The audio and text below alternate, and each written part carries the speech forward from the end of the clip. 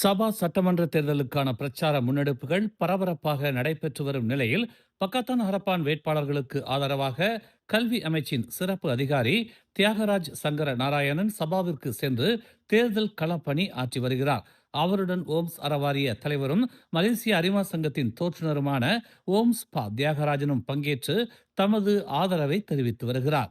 அந்த வகையில் தியாகராஜ் சங்கர நாராயணன் தலைமையிலான குழுவினர் லகாடத்தோ நாடாளுமன்றத்திற்கு உட்பட்ட செகாமா சட்டமன்ற தொகுதி வேட்பாளர் ரொமான்சா லாமினுக்கு ஆதரவு தெரிவிக்கும் விதமாக அந்த தொகுதிக்கு உட்பட்ட மக்களை சந்தித்து வாக்குகளை சேகரித்து வருவதோடு பல்வேறு நிகழ்ச்சிகளிலும் கலந்து கொண்டு பிரச்சாரத்தை தொடர்கின்றனர். சபா மக்களின் பேராதரவு பக்கத்தன் ஹரப்பானுக்கு இருப்பதை தம்மால் உணர முடிவதாகவும், குறிப்பாக சகாமா தொகுதி மக்கள் இத்தொகுதியின் வேட்பாளர் ரொமான்சாவுக்கு உற்சாக வரவேற்பு கொடுத்து தங்களின் ஆதரவை தெரிவிப்பதாகவும் தியாகராஜ் சங்கர நாராயணன் கூறினார்.